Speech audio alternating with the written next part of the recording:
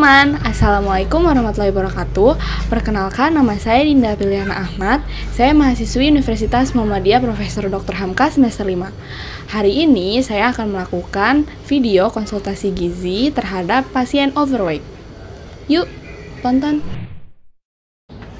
Selamat sore Mbak, ada yang bisa saya bantu? Saya ingin bertemu dengan ahli gizi, ingin melakukan konsultasi gizi. Oh, sebelumnya sudah pernah datang ke sini? Belum, baru hari ini. Oh, sebelumnya nama Mbak siapa ya? Nama saya Nazia. Oke, usianya berapa? Usia saya 20 tahun. Usianya 20 tahun. Baik, sebelum melakukan konsultasi akan dilakukan pengukuran tinggi badan dan berat badan terlebih dahulu di ruang antropometri. Yuk, mari ikuti saya. Iya, Mbak. Permisi.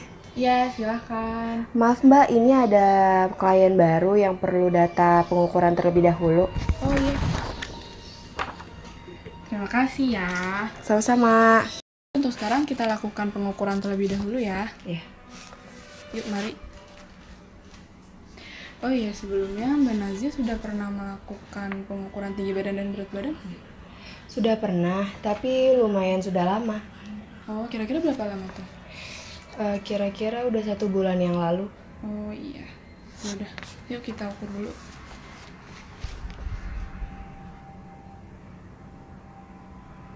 Ya. Untuk berat badannya 58 kilo. Tinggi badannya oke. Untuk tinggi badannya 155 cm ya. Iya. Menurut hasil pengukuran tadi, berat badan Mbak Nazia 58 kg, tinggi badannya 155 cm. Selanjutnya akan dilakukan konsultasi gizi, tapi Mbak Nazia harus menunggu dulu di ruang tunggu ya. Baik, terima kasih. Ya, sama-sama.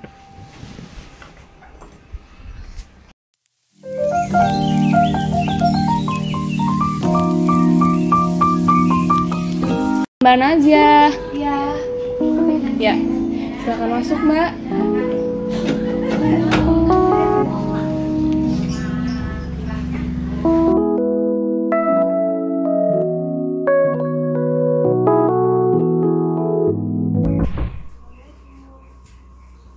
Waalaikumsalam. Ya Mbak, silakan masuk. Iya. Dengan Mbak Nazia ya? Iya. Baik Mbak, perkenalkan nama saya Dinda. Saya ahli gizi di Klinik Kuningan Barat. Ada yang bisa saya bantu? Jadi gini Mbak, saya direkomendasikan dengan teman saya untuk konsultasi ke sini karena saya merasa gemuk. Oh baik, sebelumnya Mbak Nazia sudah melakukan pengukuran berat badan dan tinggi badan kan ya tadi di luar. Jadi benar Mbak Nazia itu mengalami overweight atau berat badan berlebih. Kalau boleh tahu, kira-kira tuh Mbak Nazia kesehariannya di rumah ngapain aja ya? Saya sih sehari-hari semenjak COVID-19 ini, saya hanya kuliah online. Terus selain kuliah online, saya juga mengajari adik saya yang sekolah. Terus kalau ayah saya berangkat kerja, biasanya sih saya membereskan rumah, entah itu mengepel atau menyapu. Kalau ada waktu luang, saya main handphone aja.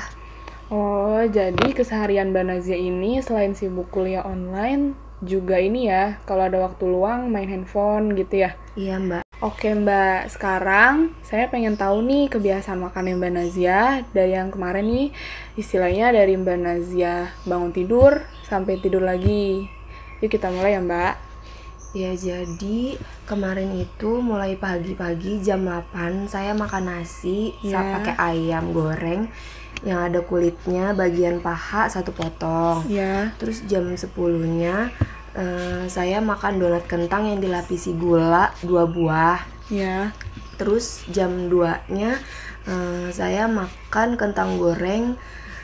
Saya makan kentang goreng 1 bungkus. Terus cookies choco chips 2 keping, sama pizza 1 slice. Terus kalau malamnya itu jam 7:30 saya makan makan martabak manis 2 potong.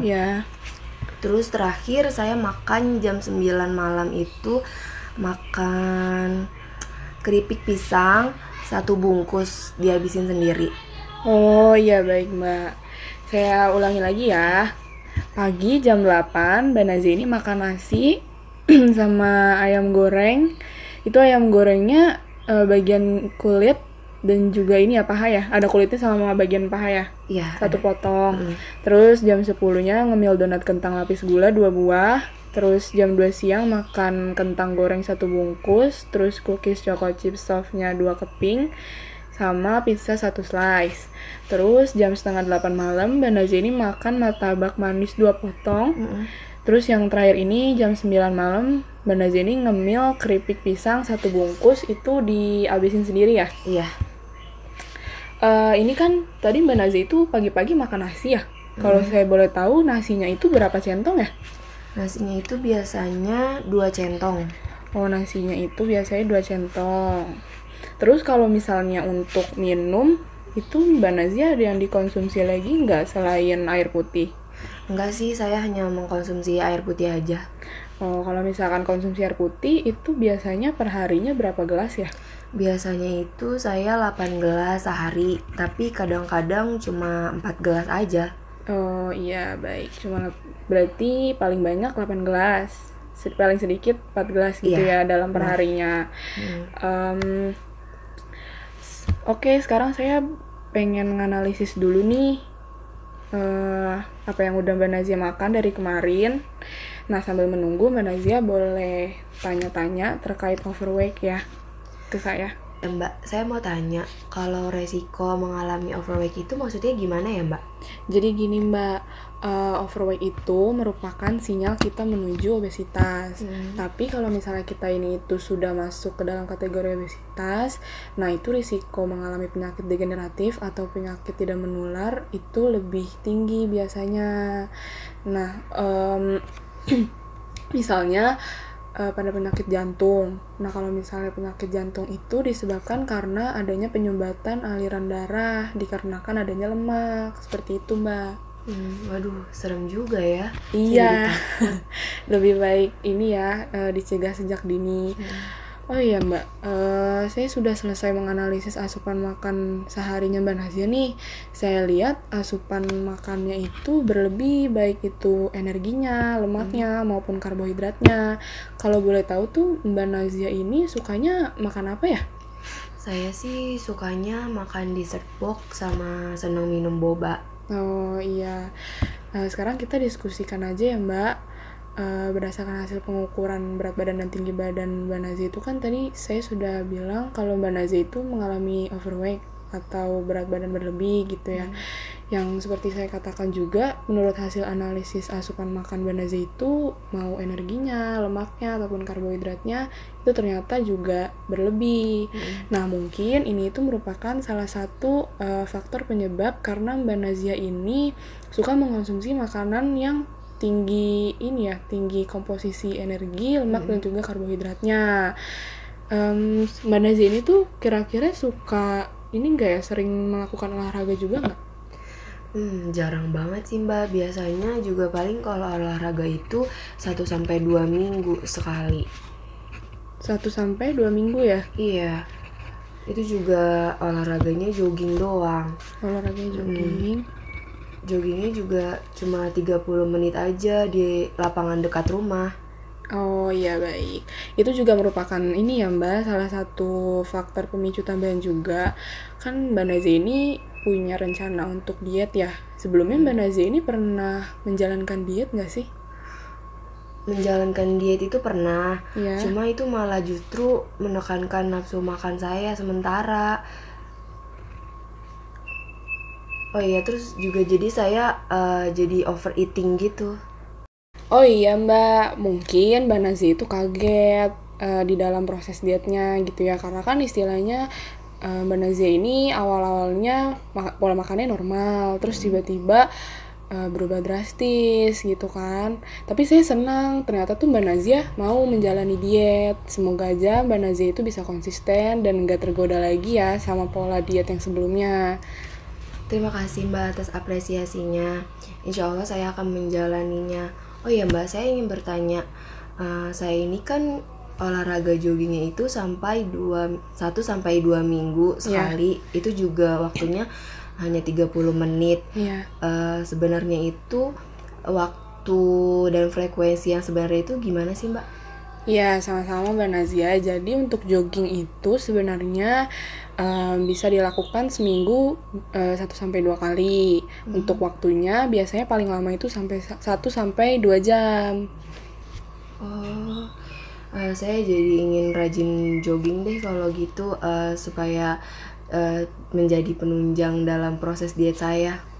Oh, boleh Mbak. Tapi kira-kira Mbak Nazia sanggupnya berapa kali, terus waktunya berapa lama ya? Saya sanggup seminggu 2 kali selama 1 jam. Ya, saya senang sekali sih kalau misalnya Mbak Nazia ini menyanggupi dan meningkatkan intensitas olahraganya. Tapi selain olahraga jogging, untuk memenuhi diet saya ini, kira-kira saya harus mengkonsumsi makanan seperti apa ya, Mbak? Saran saya, Mbak Nazia itu harus mengkonsumsi makanan yang seimbang. Misalnya kan kalau tadi pagi itu Mbak Nazia itu kan konsumsinya nasi sama ayam ya. Iya. Kan kita tahu kalau misalkan nasi itu kan sumber karbohidrat. Kalau misalkan ayam itu kan dia protein hewani. Nah, Mbak Nazia itu kan berarti kurang protein nabati, sayur-sayuran dan buah-buahan. Nah, untuk protein nabati itu kan bisa Mbak Nazia dapetin misalnya seperti di tahu ataupun di tempe gitu ya yang biasa kita makan. Nah, jangan lupa juga Mbak Nazia itu menjaga kebugaran tubuhnya. Terus juga membatasi konsumsi makanan manisnya. Karena kan tadi Mbak Nazia bilang katanya suka konsumsi dessert box dan juga minuman boba ya. Itu selain tinggi energi, tinggi karbohidrat dan lemak, tapi juga tinggi gula juga Mbak. Gitu. Nah, hal tersebut itu juga bisa menyebabkan berat badan Mbak Nazia ini bertambah dan nanti bisa berisiko ke obesitas. Membatasi bukan berarti nggak boleh sama sekali ya Mbak Nazia. Tapi Mbak Nazia ini suka konsumsi buah-buahan nggak? Suka. Biasanya di rumah itu stok buah mangga, buah pepaya, buah apel, sama buah jeruk.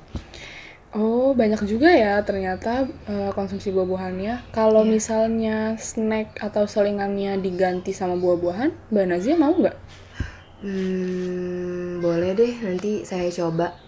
Oke, baik. Jadi Mbak Nazia ini hanya perlu makan seharinya itu 3 kali makanan utama dan 2 kali makanan selingan atau snacknya ya. Terus usahakan juga tidur yang teratur. Terus jangan makan menjelang mau tidur gitu karena supaya metabolisme dalam tubuh kita ini tuh bisa berjalan dengan lancar. Kalau misalnya metabolismenya berjalan dengan lancar kan otomatis juga bisa mempengaruhi saluran pencernaan kita gitu kan. Dan jangan lupa juga untuk menjaga kebugaran tubuhnya dengan berolahraga seperti yang tadi sudah kita sepakati di awal. Nah, semoga keluhan Mbak Nazia ini bisa teratasi semuanya. Dan saya percaya kok sama Mbak Nazia kalau misalkan Mbak Nazia ini tuh bisa menjalankan dietnya dengan baik gitu. Nah, saran saya supaya Mbak Nazia ini tuh bisa terus memantau berat badannya, itu bisa dipantau lewat di rumah gitu ya. Bisa pakai timbangan digital ataupun timbangan yang biasa. Jadi itu bisa kepantau juga berat badannya Mbak Nazia gitu. Nah, nanti kalau misalnya untuk prosesnya itu Mbak Nazia kira-kira masih bingung ataupun ada kesulitan, nanti bisa kontak saya, nanti insya Allah akan saya balas. Itu baik Mbak, kalau gitu terima kasih karena sudah membantu saya. Ya, sama-sama Mbak Nazia.